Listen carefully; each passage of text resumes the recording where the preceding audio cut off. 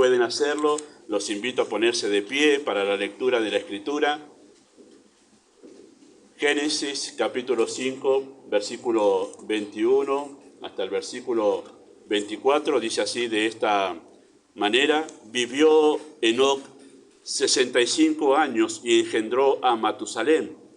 Y caminó Enoc con Dios después que engendró a Matusalén 300 años, y engendró hijos e hijas, y fueron todos los días de Enoc 365 años. Y caminó pues Enoc con Dios, y desapareció, porque le llevó Dios. Oramos.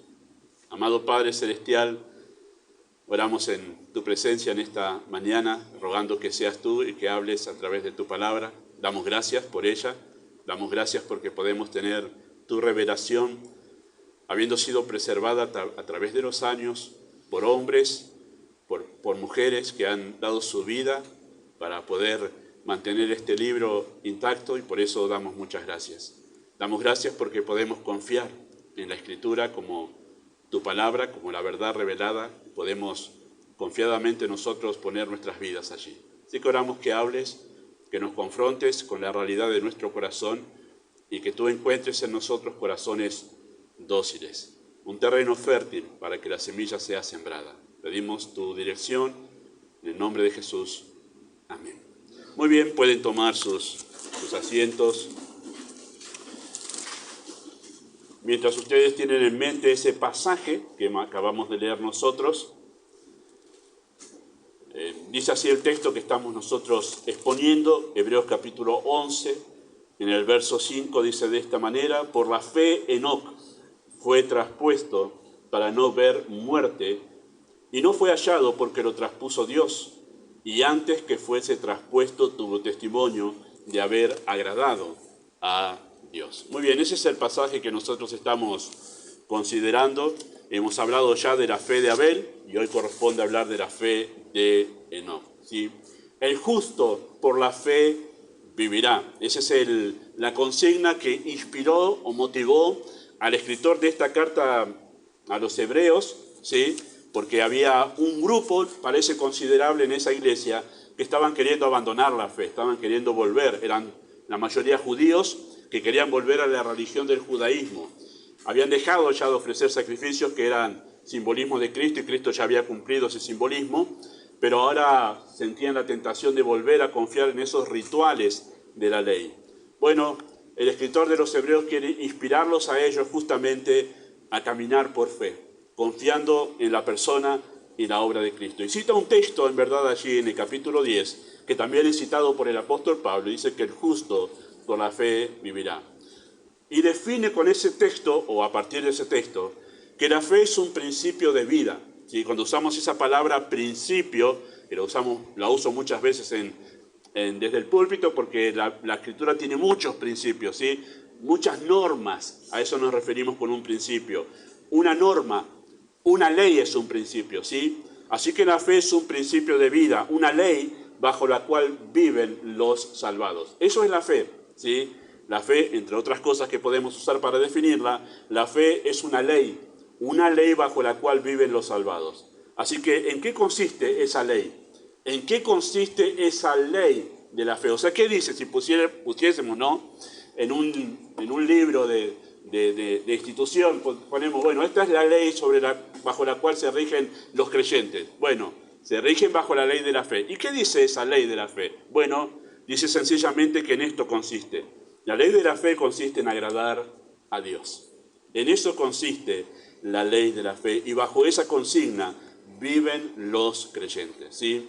Así que además de darnos la capacidad para decidir por Cristo, el propósito principal de la fe es capacitarnos para que podamos llevar una vida que agrada a Dios. Ese es el propósito principal, o sea, teniendo ya y dando por sentado que la fe nos lleva a Cristo y nos da la capacidad de poder ver a Cristo y poder acudir a Él en arrepentimiento y fe, teniendo ya eso en cuenta, el propósito principal de la fe a partir de allí es capacitarnos para que podamos llevar una vida que agrada a Dios, ¿sí?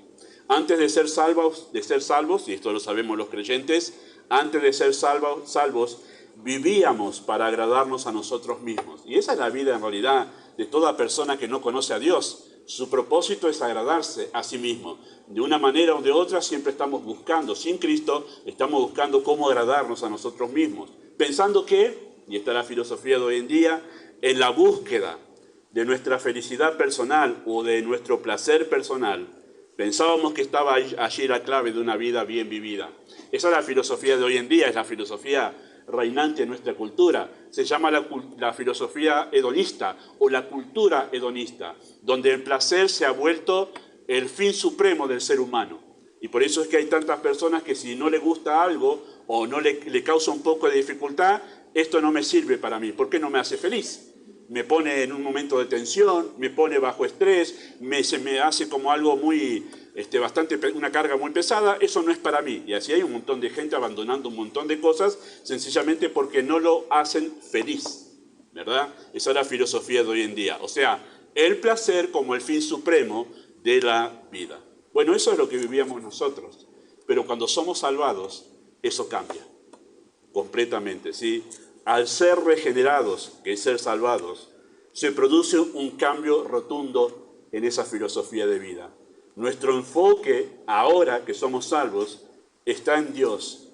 Y no solo está en Dios, sino que está en Dios porque queremos agradarle ahora. Ese es el cambio rotundo que produce la fe dentro del corazón de una persona.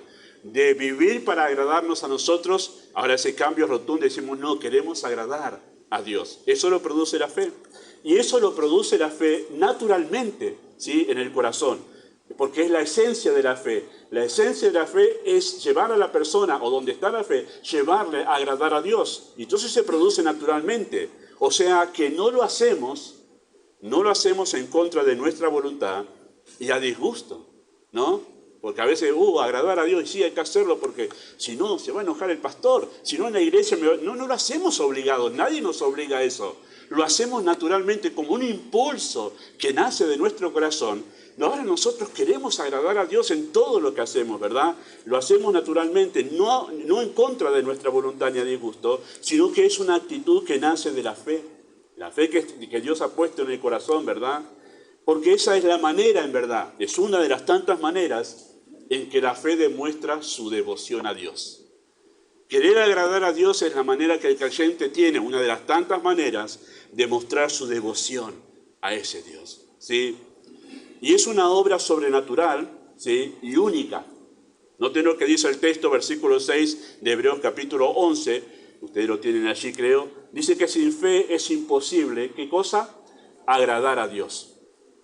Esto humanamente no es posible. Esto no surge de nuestro corazón natural. Esto tiene que venir un poder de arriba para que podamos hacer esto, de querer naturalmente, sin forzar, sin que sea forzado y con gusto, para poder hacerlo así, tiene que venir un poder desde arriba. Y es el poder de la fe que da Dios, ¿sí? Sin fe es humanamente imposible tener esta determinación voluntaria de vivir para agradar a Dios. Por eso dice que sin fe es imposible esto, de vivir toda nuestra vida aquí en la tierra con esa consigna, que todo lo que hacemos sea para agradar a Dios. Así que si usted piensa en realidad en su corazón, no, esto no es vida, bueno, probablemente no sea salvo aún. Probablemente no tenga la fe que viene de Dios. Por eso es que le parece algo raro, algo incluso chocante, ¿sí? Sin fe es imposible tener esta clase de fe. Y esta, queridos hermanos, es una de las evidencias esenciales de la fe. Uno dice, ¿cómo sé que tengo esa fe de la cual está hablando la Escritura? ¿Cómo sé que tengo esa fe que realmente es la fe que salva? Bueno, esta es una de las evidencias de la fe verdadera. Una fe que no crea el deseo de agradar a Dios, ¿sí? Que no me crea a mí el deseo de agradar a Dios, bueno, no es la fe que viene de arriba. No es la fe que viene de arriba. La evidencia palpable de que yo tengo esa fe salvadora es que ahora quiero agradar a Dios, ¿sí? Y queridos hermanos, el testimonio de Enoc, ahí en Hebreos capítulo 11, versículo 5, nos enseña cómo llevar una vida que agrada a Dios, ¿sí? Él tuvo testimonio, dice, antes de ser traspuesto, antes de ser llevado al cielo. Él es una de las dos personas en la historia bíblica y en la historia de la humanidad, en verdad, una de las dos personas que fueron llevadas a la eternidad sin atravesar ese penoso trámite de la muerte, ¿verdad? Ellos pasaron a la eternidad sin morir. Obviamente sus cuerpos fueron transformados en ese momento que Dios los llevó para que puedan, obviamente, permanecer ante la presencia de Dios con un cuerpo distinto, que permanezca por la eternidad. Pero no murieron. ¿Quién? Enoc y Elías. Muy bien, el profeta Elías. Son las únicas dos personas que pasaron a la presencia de Dios sin experimentar la muerte. Bueno, más allá de ese hecho que es mencionado 3 veces en Génesis capítulo 5, ¿sí? Más allá de ese hecho, la Biblia pone un acento en esa fe de Enoc, la clase de fe que él tenía, ¿sí? Tuvo testimonio de haber agradado a Dios. Bueno, la pregunta a responder en esta mañana es, ¿de qué manera? ¿Sí? ¿De qué manera Enoc agradó a Dios? Bueno, y el relato, ahí nos sirve el relato histórico de Génesis capítulo 5, versículo 21 al 24, que leímos nosotros hace un momento, porque resume la vida de Enoc en una breve expresión. Y ahí creo que ustedes tienen el texto, yo me fui a Hebreos, pero Génesis capítulo 5 resume esa vida, esos 300 años en que Enoc caminó con Dios, vivió su vida aquí. La Biblia dice en versículo 24 que caminó pues Enoc con Dios y desapareció porque le llevó Dios, ¿sí? Versículo 22 vuelve a decir, caminó Enoc con Dios después que engendró a Matusalem, 300 años, y engendró hijos e hijas. Hay un acento en ese resumen de la vida de Enoc, ¿verdad? ¿Qué hizo? Caminó con Dios. Así se resume. No tenía lápida, porque no murió, pero si hubiese tenido lápida, acá está el hombre que caminó con Dios. Así se resume la vida de Enoc y es sumamente apasionante para mí poder considerar esta mañana esa expresión, ¿sí?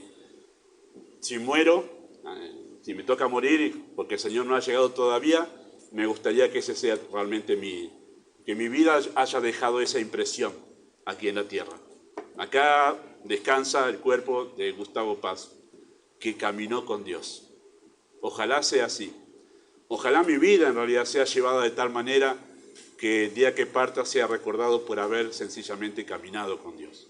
Pero vamos a ver en verdad si uno puede estar a la altura de eso, ¿verdad?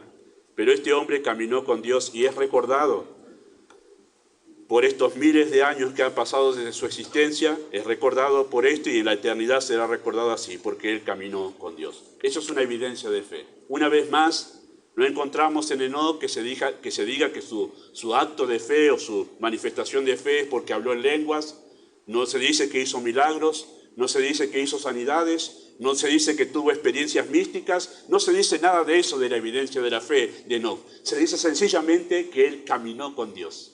Y esto parece ser algo sumamente impresionante en el cielo. No parece a veces ser impresionante en la tierra, pero en el cielo sí. Porque en el listado de los hombres de la fe está Abel, que ofreció más excelente sacrificio que Caín. ¿Quién sigue en segundo lugar? En el cielo están deliberando. ¿Quién sigue en segundo lugar? La Trinidad está pensando, dice allí, ¿a quién ponemos en segundo lugar en esta lista de los héroes de la fe? Y dice Enoc. ¿Por qué? ¿Qué hizo? ¿Cambió el mundo? ¿Cambió su generación? ¿Transformó el mundo en que él vivía? No, simplemente caminó con Dios. Y eso en el cielo es recordado como un evento singular y sin igual. Bueno, ¿qué significa esto? ¿Qué significa esa expresión de caminar con Dios, que es un acto de fe? Bueno, caminar es una expresión coloquial, ¿sí? Caminar es una expresión coloquial de la cultura hebrea, ¿sí? Y que se usa para hacer referencia a la forma de vivir, ¿sí? E indica la vida cotidiana. Si usted es un lector del Antiguo Testamento se va a dar cuenta de esto, especialmente en el libro de los Salmos. Se usa muchas veces esta expresión de caminar, de andar. Andaré por tus mandamientos, caminaré por tus sendas. Dice, todas las sendas de Jehová son misericordia y verdad. ¿Qué significa eso? Hace referencia a la forma de vivir, al estilo de vida. Todo aquel que vive en el estilo de vida de los mandamientos de Dios está en el área de las misericordias y de la compasión de Dios. Eso refiere esa expresión caminar. Es una metáfora que utiliza la Escritura, ¿verdad? Indica la vida cotidiana. Y esa figura tiene sentido cuando pensamos que estamos de paso por este mundo, ¿sí? Camino a la eternidad. Por eso el Antiguo Testamento, en la cultura hebrea, se usaba esa expresión de caminar para referirse a nuestra vida aquí en la tierra, porque estamos transitando en esta vida camino a la eternidad. Es un paso nada más, es un transitar para lo que realmente es la vida verdadera, que es en la eternidad. Por eso se utiliza esa expresión caminar. El Nuevo Testamento utiliza paralelamente la palabra andar. No usa la palabra caminar como en el Antiguo, pero usa una palabra paralela que es andar. Es similar, ¿no? Y si usted es lector de las cartas apostólicas, va a ver que, por ejemplo, la carta que está enseñando Nicolás, Efesios capítulo 4, empieza diciendo, ruego que andéis. En vez de caminar, usa andar. Es exactamente la misma idea teológica, ¿sí? Para referirse al estilo de vida. Referirse al estilo de vida. ¿Cuál es la pregunta? ¿Qué es el estilo de vida a la que se refiere esa palabra caminar o andar? Bueno, esa palabra estilo, si usted la busca en el diccionario, es muy sencillo encontrarlo en el diccionario de la Real Academia, es el modo. Es la manera, a eso se refiere la palabra estilo. Por ejemplo, nosotros la usamos en los deportes. Creo que la usamos en los deportes, ¿no? Me parece. O capaz la uso yo nomás. Pero la usamos, por ejemplo, para referirnos a asuntos del deporte. Este jugador tiene el estilo de Batistuta, póngale. Lo vemos y patea como Batistuta, que parecía como un cañón pateando. Bueno, este se parece a Redondo, que era como muy delicado, muy mágico para jugar redondo. Bueno, el estilo, la manera, el modo, a eso se refiere la palabra estilo. La usamos también, por ejemplo, en asuntos de música. Este está tocando como, póngale el nombre del intérprete o el ejecutor de algún instrumento que usted conozca, porque se para de la misma manera, agarra el instrumento de esa manera, mueve los dedos si es guitarra de la misma manera que tal artista, o toca el piano, o lo que sea. Tiene el estilo, ha copiado sus maneras, su forma de ser. Y ahí decimos, tiene el estilo de, porque ha copiado sus maneras y sus modos, ¿sí? Bueno, en el ambiente de la iglesia empezamos a ver a los primeros predicadores de determinada iglesia, decimos, mirá vos, se está pareciendo, tiene el estilo de su pastor. Es lo primero que copian los primeros predicadores. Después empiezan a copiar a los de internet. Pero el asunto es que empiezan a agarrar las maneras, los modos, ¿sí? Y uno dice, mirá, tiene el estilo de... Esa es la palabra estilo, ¿sí? Así que esa palabra estilo se refiere a un comportamiento definido. A eso se refiere la palabra estilo, ¿sí? Así que estilo de vida indica la manera en que vivimos y que generalmente esa manera que tenemos de vivir la definimos con una frase nosotros, o solemos definirla con una frase, ¿sí? Por ejemplo, decimos de alguien que es una persona despreocupada o descuidada en todos los asuntos de su vida, ¿no? Nosotros no decimos, este es bastante descuidado en todos los asuntos de su vida, no usamos esa palabra. ¿Qué decimos nosotros? Es un descuidado, ¿sí? Eso decimos nosotros. O es un dejado, este es dejado. ¿Qué estamos queriendo significar con esa expresión, este es dejado? Bueno, que es despreocupado, no cuida sus finanzas, no se preocupa en realidad de sus hijos, no tiene... Bueno, es un dejado. Y esa expresión define la manera de vivir de esa persona. Eso es un estilo de vida. O por ejemplo, utilizamos la expresión, fulano es materialista. ¿Qué estamos diciendo? ¿Que trabaja en una empresa de construcción? No, estamos diciendo que la persona, todo pasa por él, dinero. Para esta persona todo es dinero. Dinero, dinero, dinero, piensa todo, tiene en los ojos el signo pesos, porque todo pasa por el dinero. Entonces ya sabemos que su estilo de vida está basado en el tema de la economía. Esa es su prioridad. Entonces ahí definimos nosotros que su estilo de vida justamente es que el dinero es lo principal, ¿sí? Por ejemplo, el apóstol Pablo utilizó una frase coloquial del tiempo de él para poder acentuar un cierto estilo de vida. Él dijo así en la carta a los Corintios, si ustedes se van a acordar. Si Cristo no resucitó de los muertos, entonces vamos a vivir como la gente dice Pablo. Comamos y bebamos, porque mañana moriremos. Pablo dice, si lo que estamos predicando es una mentira, y no es verdad que hay una vida después de la muerte, y no es verdad que hay eternidad, Entonces Pablo dice, pues vivamos como vive la gente aquí, con la filosofía que ellos tienen. ¿Cuál es la filosofía que tenían los corintios? Comamos y bebamos porque mañana moriremos. ¿Qué estaba diciendo con esa frase? Vivamos el presente, disfrutemos todo lo que podamos disfrutar de esta vida, porque no hay mañana, después morimos y terminamos ahí comidos por los gusanos. Entonces disfrutemos todos. Esa es la filosofía de vida que está encerrada en esa expresión, comamos y bebamos porque mañana moriremos. Entonces Pablo dice, define con eso una manera de vivir, ¿sí? Entonces, teniendo entendido que es estilo de vida, entonces el estilo de vida refiere a la filosofía que define cómo nos conducimos en todos los asuntos cotidianos. ¿Sí? ¿Cuál es la premisa que define toda nuestra vida? Cómo nosotros llevamos la familia, cómo manejamos nuestro dinero, cómo manejamos nuestro tiempo, divertimentos y todo lo demás. No todos están conscientes, ¿verdad?, de esto. No todos están pensando yo, a ver qué filosofía de vida define mi vida. No estamos pensando todo el tiempo, no todas las personas piensan en eso. Pero todos tenemos una filosofía que define nuestra manera de vivir, aunque no lo expresamos con estas palabras. Pero todos lo tenemos. Todos tenemos una filosofía de vida, ¿sí? Pero la manera en que vivimos, más allá de que nosotros no sepamos definir qué filosofía tenemos, la manera en que vivimos nos dice qué filosofía de vida tenemos. Simplemente hay que hacer un análisis muy simple de cómo manejamos nuestra vida y ahí nosotros podemos definir qué filosofía tenemos.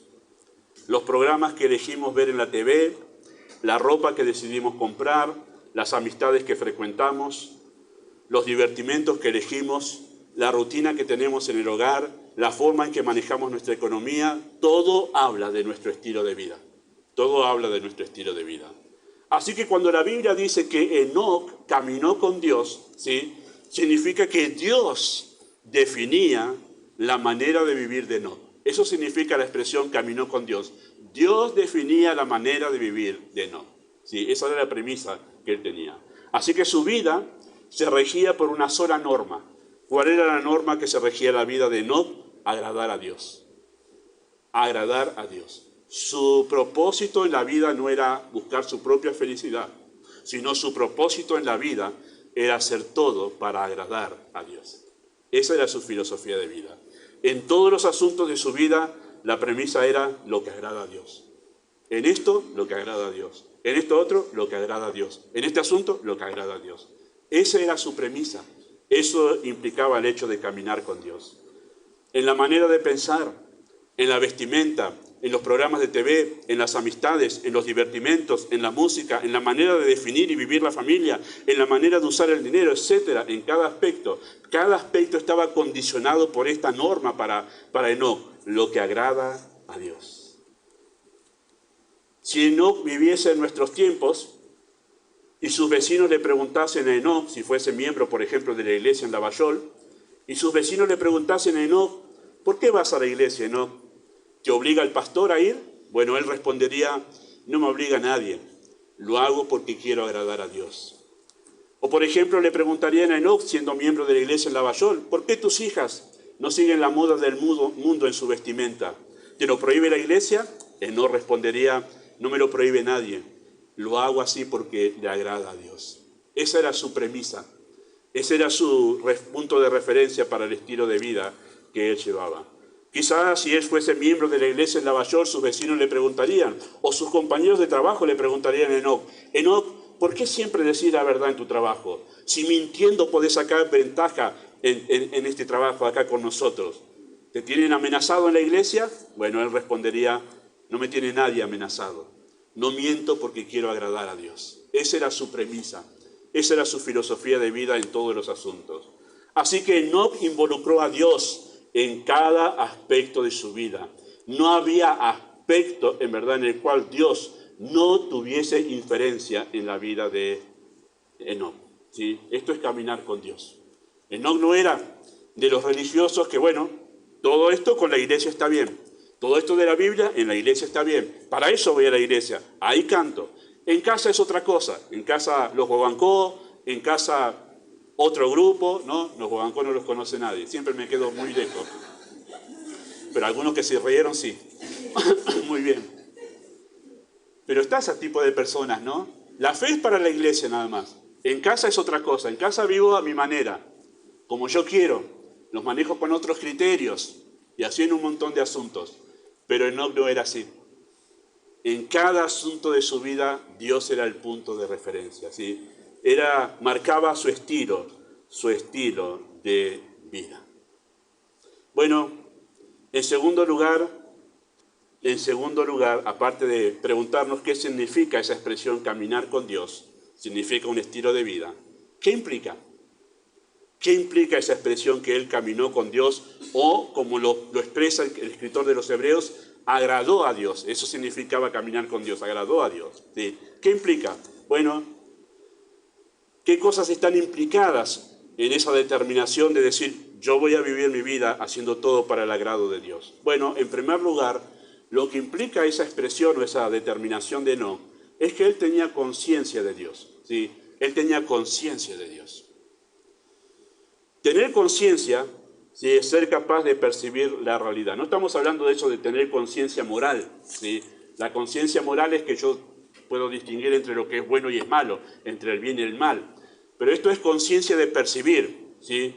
Cuando alguien ha perdido la conciencia, significa que ha perdido la capacidad de percibir su entorno. Los que están en medicina saben esto. Perdió la conciencia. ¿Qué significa perdió la conciencia? Le hablo y no responde. Lo muevo y no siente. Ha perdido su capacidad momentáneamente, ¿no? Momentáneamente ha perdido la capacidad de poder percibir su entorno, ¿sí? Así que cuando hablamos de conciencia, es esa capacidad de poder percibir, poder darnos cuenta que lo que está en nuestro entorno es real, lo podemos ver la realidad. Así que la fe nos capacita para percibir la realidad de Dios, o sea, su existencia y su cercanía. Y el hecho de que no caminó con Dios y que hizo de eso su filosofía de vida, significa que Enoc tenía conciencia de la realidad de Dios. O sea, vamos a decirlo de otra manera, para Enoc, Dios era real. No era una idea, era real, existía. Y vamos, en el versículo 6 aclara justamente esa idea que tenía Enoc, ¿sí? Así que la fe nos capacita para percibir la realidad de Dios, su existencia y su cercanía. Preguntemos esto por un momento nomás para pensar. ¿Qué haríamos? Es una hipótesis. ¿Qué haríamos si pudiésemos ver con nuestros ojos naturales la constante presencia de Dios a nuestro alrededor? Ustedes saben que Dios es omnipresente. ¿Sí? Él no puede estar ausente de su creación por su inmensidad, porque Él lo llena todo, y por el hecho de que lo llena todo, Él está todo el tiempo presente en toda su dimensión y en toda su plenitud, en todo lugar. No hay lugar, Salmo 139 enseña esto, ni en lo profundo del Seol, ni siquiera en los cielos, ni en la tierra, ni en el universo. Dios lo llena todo, está todo el tiempo presente, en todo lugar, lo está aquí, en toda su dimensión, está en todo lugar. Ahora, nosotros no somos conscientes todo el tiempo de eso, ¿verdad? Decimos Dios, y Dios debe estar en la iglesia. Voy a buscar a Dios ahí. Pero Dios está en todo lugar. Su persona, la realidad de su esencia nos dice que está en todo lugar. Además de eso, es una persona, está consciente de lo que yo hago, sabe incluso hasta lo que yo pienso. Va más allá de mi comprensión humana, Él sabe lo que pienso, incluso sabe lo que pienso antes de que lo piense. Hay una realidad acerca de la persona de Dios que excede todo conocimiento. Pero ¿qué haríamos nosotros si pudiésemos ver con nuestros propios ojos esa presencia constante de Dios en su universo? Bueno, seguramente, quizá usted piense distinto, no hay ningún problema, pero yo expreso lo que pienso que pasaría si yo pudiese ver con mis ojos naturales, de manera natural, esa presencia constante de Dios. Bueno, seguramente nuestra actitud sería diferente en los distintos asuntos de la vida. Es como cuando uno está trabajando y cuando está el patrón al lado, ¿qué hace uno? Wow. Sigue. Se va el patrón porque va a tomar un café y baja un poquito él. Vamos, pecadores, baja un poco el ritmo. Viene el patrón otra vez. La presencia nomás de esa persona de autoridad al lado mío, o los alumnos en la escuela. La maestra dice, salgo un minuto, no me hagan lío. Sale un minuto la maestra y se hace un lío. Vuelve la maestra y todos agarran el lápiz otra vez. La presencia de esa persona de autoridad hace que yo me cuide más. El asunto es que Dios está siempre presente, pero no tenemos esa conciencia de que Él está mirando lo que estamos haciendo todo el tiempo. Pero saben que Enoc sí. Él caminó con Dios. Él tenía plena conciencia de que Dios estaba pendiente y al lado de él todo el tiempo. Sí. La fe no hace real a Dios.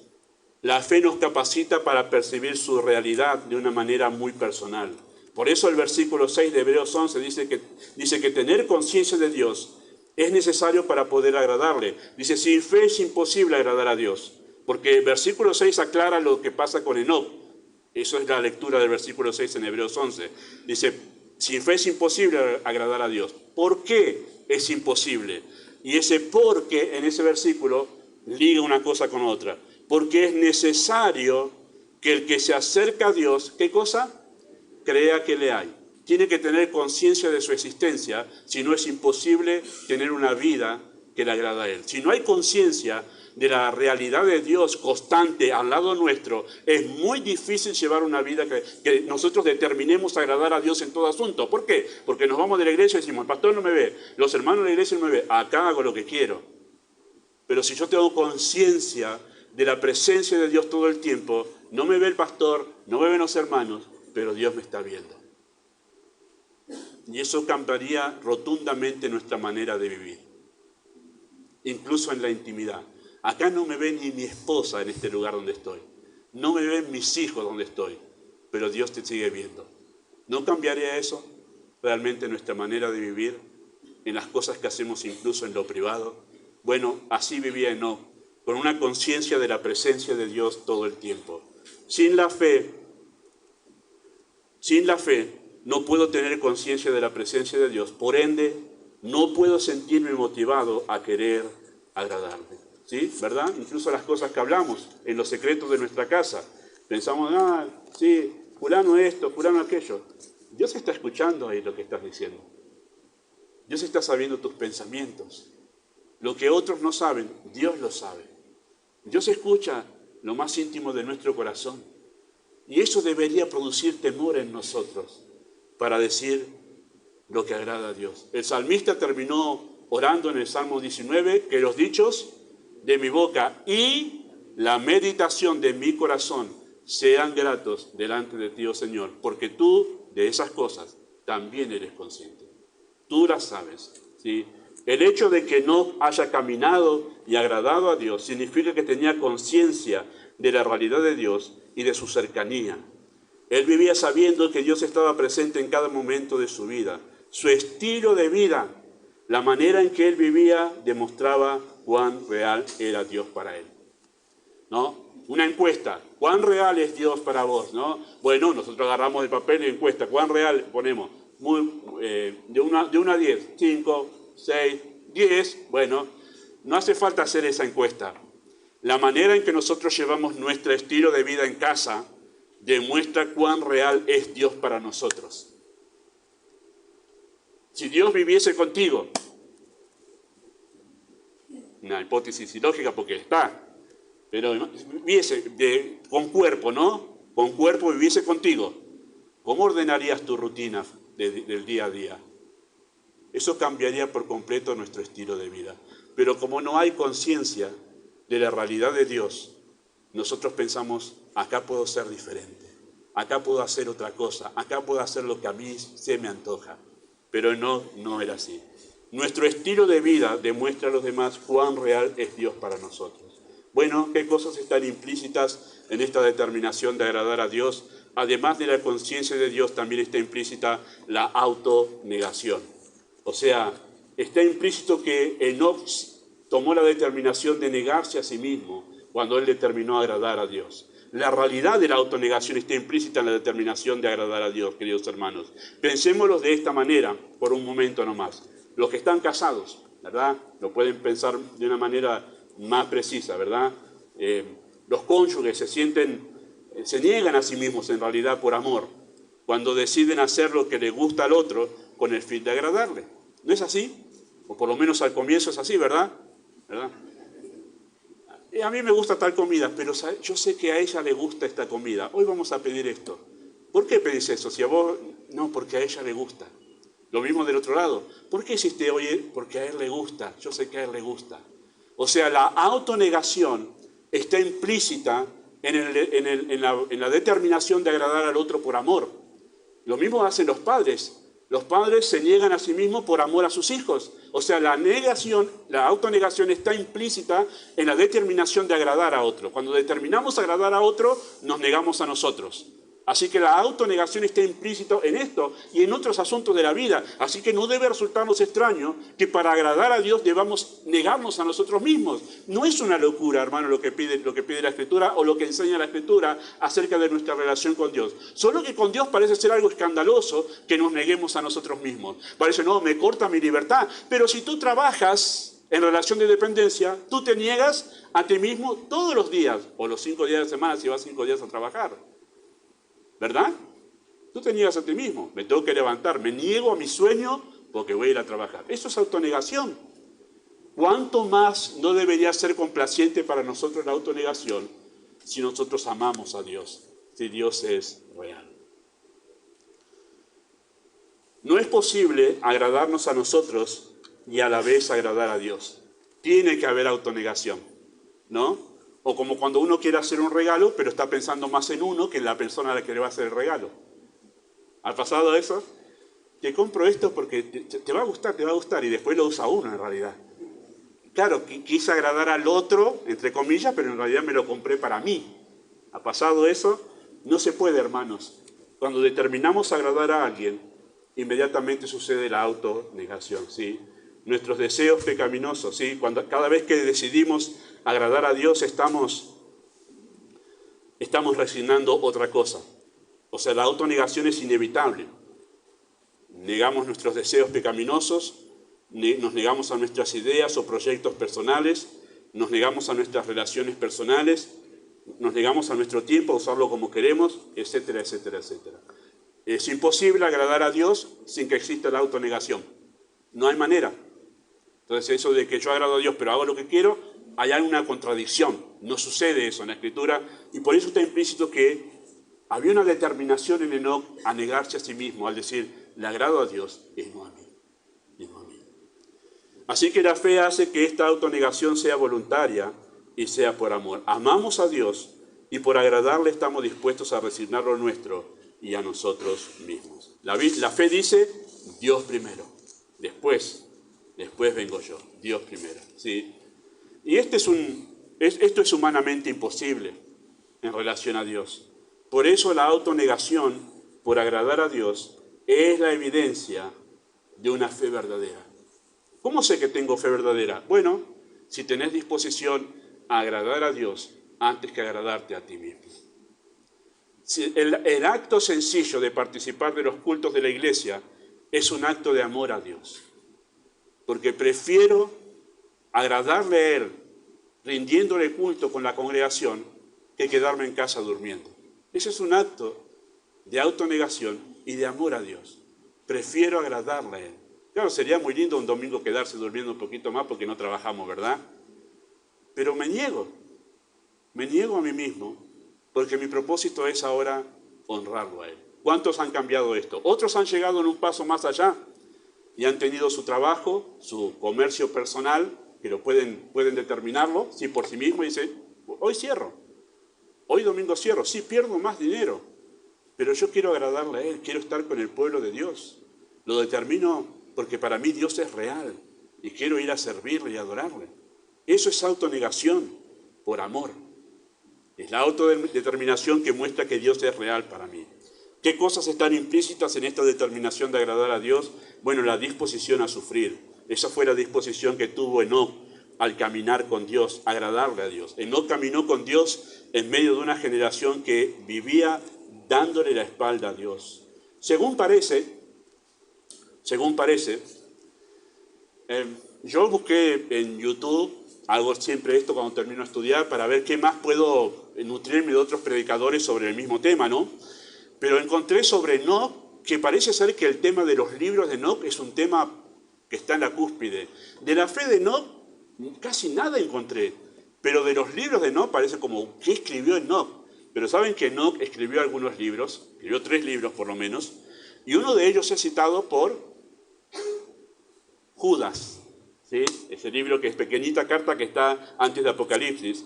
Él cita a Judas, que es el hermanastro del Señor, Judas, no Judas Iscariote, sino el hermanastro del Señor, que escribió esta carta, era líder en la iglesia. Él cita a Judas, uno de esos libros, que parece ser que era un libro bastante leído en el comienzo de la iglesia, en la era apostólica. Después, por otra literatura, se dejaron de leer los libros de Judas. Pero lo utilizaban como un buen registro histórico. No son libros inspirados, por eso no están en la Biblia, ¿sí? Hay algunos detalles que no fueron aceptados como libros inspirados, pero sí eran citados como registros históricos. Y entonces, Judas cita cosas que dijo Enoc. Y escuchen esto. Dice así el texto de Judas, versículo 14 al 16. De estos también profetizó Enoc, hablando de los falsos maestros, ¿no? Séptimo desde Adán. Cuando dice séptimo desde Adán, sabemos que es el Enoc que estamos hablando nosotros, porque hubo otro Enoc, que es hijo de Caín, que no es este. Bien. Séptimo desde Adán diciendo, he aquí vino el Señor con sus santas decenas de millares, para hacer juicio contra todos y dejar convictos a todos los impíos de todas las obras impías que han hecho impíamente y de todas las cosas duras que los pecadores impíos han hablado contra él. Estos son murmuradores, querellosos, que andan según sus propios deseos, cuya boca habla cosas infladas, adulando a las personas para sacar provecho. Está citando Judas a Enoc. Y Enoc está hablando de los de su tiempo, los de su cultura, los de su generación. Y uno dice, ¿cómo era la gente en la cultura que vivía Enoc? Eran así. Si usted quiere saber cómo era la gente, lea la carta de Judas, cómo describe a los falsos maestros, y va a ver que toda la gente en el tiempo de Enoc vivía de esa manera. Él vivió 900 años antes que llegue el diluvio, Enoc. Ya la generación que se estaba preparando, de la cual se dice en la Escritura en Génesis capítulo 6, que la paciencia de Dios se acabó con ellos porque la maldad era mucha. Bueno, él ya vivía, Enoc, en ese tipo de generación.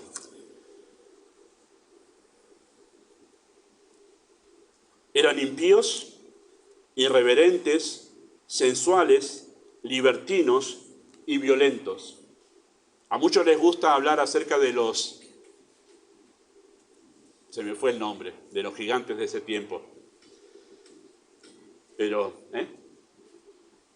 Nefi algo, así. Nefilín, algo así. Ahí hay algunos que están navegando por esos lados. Que sí era cierto, ¿verdad? Estaban también los ángeles caídos que de la relación con las hijas de Dios, las mujeres de la tierra tuvieron hijos y salieron seres monstruosos, pero la maldad era mucha, dice, en muchos sentidos. Había mucha actividad demoníaca en esos tiempos, ¿verdad? Tiempos que vivía Enoc. Y lo que dice en su libro, también allí en sus libros, habla acerca no solo de la venida del Señor a la tierra, habla del juicio venidero, que en ese tiempo se estaba pensando en el diluvio, pero sabían de todo eso y Enoc lo hablaba y parece ser que era profeta. Pero la sociedad en la que vivía Enoc había sido marcada por el desarrollo del pecado en una manera dramática. Y no faltaba mucho para que llegase al colmo de la paciencia de Dios. Piense en cuán hastiados estaban en aquella cultura corrupta, que cuando nació Noé, Noé es el bisnieto de Enoc, ¿sí? Cuando nació Noé, le pusieron ese nombre porque Noé significa teólogos, o se me murieron los teólogos aquí, significa descanso, significa paz.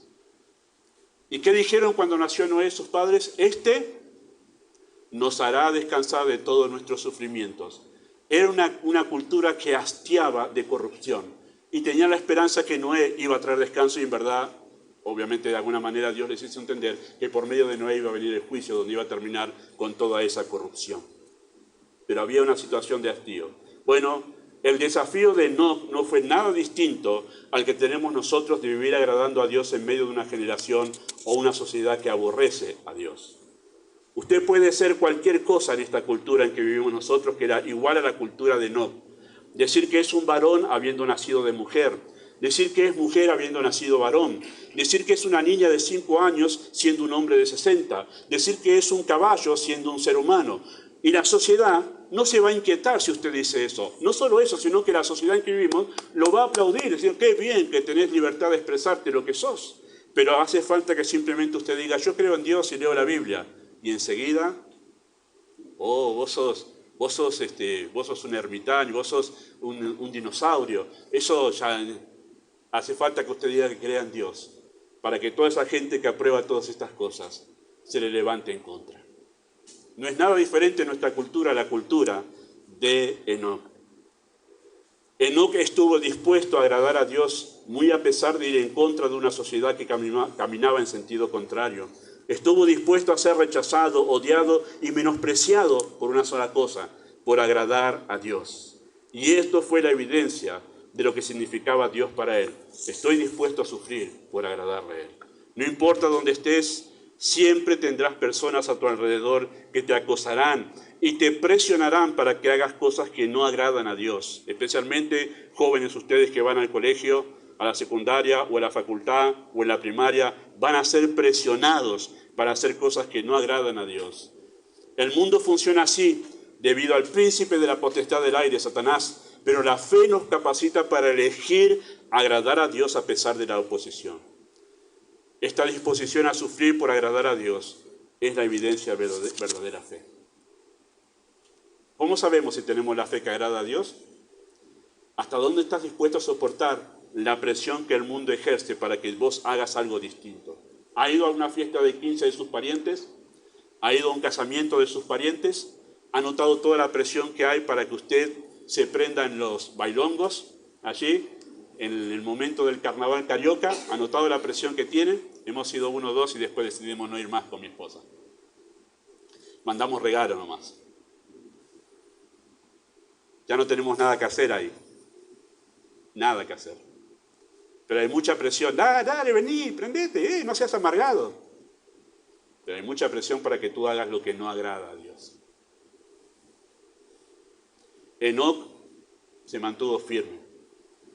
Sufrió toda esa presión, pero él caminó con Dios, agradando a Dios. ¿Qué cosas están implícitas en esta determinación de querer agradar a Dios, caminar con Dios? En último lugar, la esperanza. La esperanza. Cuando Enoc decidió esto, era evidente que él tenía esperanza. Al determinar tener un estilo de vida que agrada a Dios, Enoc estaba dando testimonio que tenía su esperanza en la vida venidera y no le interesaba lo que este mundo puede dar. No solo tenía conciencia de Dios, sino que también creía que Dios es galardonador de lo que le buscan. Y ahí estaba su esperanza. Por eso dice que para agradar a Dios es necesario creer que le hay. Pero no solo eso, hay que creer que Él es galardonador de lo que le buscan. Y entonces teniendo esas bases sólidas acerca de la realidad de Dios y de mi encuentro con Él y que Él me va a juzgar por lo que hice, de esa manera yo puedo realmente determinar agradarle. No solo tenía esa conciencia, allí estaba su esperanza en el galardón que Dios le daría cuando llegase a su presencia. Así que la fe cambió su sistema de valores en el de Enoc, ¿sí? Haciéndole ver el poco valor que tiene lo presente en comparación con lo venidero. No son pocas las iglesias, hermanos, que se llaman iglesias de Dios y no lo son, que hacen un énfasis tremendo en todo lo material y en todo lo presente. Y muy poco hablan de la vida venidera. Hablan del dinero, hablan de tu sanidad, hablan de tu bienestar material, hablan de tu felicidad familiar aquí, todo eso inundan el púlpito, sábado, domingo, semana tras semana, de esos únicos temas. Pero poco hablan del encuentro con Dios, de lo verdadero, de lo eterno. La fe mira más allá de lo pasajero. Algunos insisten en usar la fe para tratar de conseguir el mayor disfrute y bienestar en este mundo que perece. Pero la fe en realidad eleva nuestra vista a algo mucho mejor, lo perdurable para la eternidad. Y ahí estaba la mirada de Enoc, en el galardón, en el galardón. La fe nos dice, agradar a Dios es la mejor elección, porque su galardón supera a todo el bien que puedes recibir agradando a este mundo o a tu propio yo. La fe nos dice, no cambies la alabanza que viene de Dios por el hipócrita aplauso que este mundo puede dar. Porque Pablo dice que cada uno, cuando estemos en su presencia de los creyentes, recibiremos la alabanza que viene de Dios. Y eso para mí es maravilloso. Vivir en este mundo, no para recibir el halago o el aplauso de las personas aquí, sino esperar que Dios me dé su alabanza. Y algunos dicen, oh, Dios alabanza. Pablo dice, cada uno recibirá su alabanza de Dios. ¿Qué mejor premio podemos esperar nosotros que ese? ¿Qué mejor premio podemos esperar que ese? Por eso es que me irrita un poco, en verdad, todos esos cantantes que se llaman cristianos y van a recibir un premio Emmy. ¿A quién estás sirviendo? ¿A quién estás agradando? ¿Para quién estás cantando? ¿Para recibir un premio Emmy? Obviamente ahí no hay fe de Dios. Vivir por fe es caminar con Dios. Caminar con Dios es agradar a Dios. Agradar a Dios es priorizar su voluntad por sobre la mía. Camina con Dios. Pregúntate en cada asunto de tu vida si lo que vas a hacer agrada a Dios. ¿Cómo cambiarían nuestras decisiones, no? Y los matrimonios se pueden ayudar en la decisión. ¿Te parece que esto agrada a Dios lo que vamos a decidir? Bueno, ¿qué pregunta? Háblame si esto resuelve la necesidad, háblame si es práctico, pregúntame si esto nos saca de la urgencia. No, te pregunto si esto agrada a Dios. Más allá de si te saca de la urgencia, si te resuelve el problema rápidamente, no es esa la pregunta. La pregunta es si lo que vas a hacer agrada a Dios. Este noviazgo que vas a empezar, ¿agrada a Dios? ¿Esta relación con estos amigos, agrada a Dios? ¿Esta manera en que vas a usar el dinero, agrada a Dios? ¿Esto que estás pensando, agrada a Dios? ¿Esto que estás viendo, cambia por completo nuestras vidas? Camina con Dios, que agradar a Dios sea la norma que determina tu estilo de vida. Y entonces estarás entendiendo qué fue lo que hizo este hombre, del cual he citado en solo 3 pasajes en la Escritura y de una manera muy breve.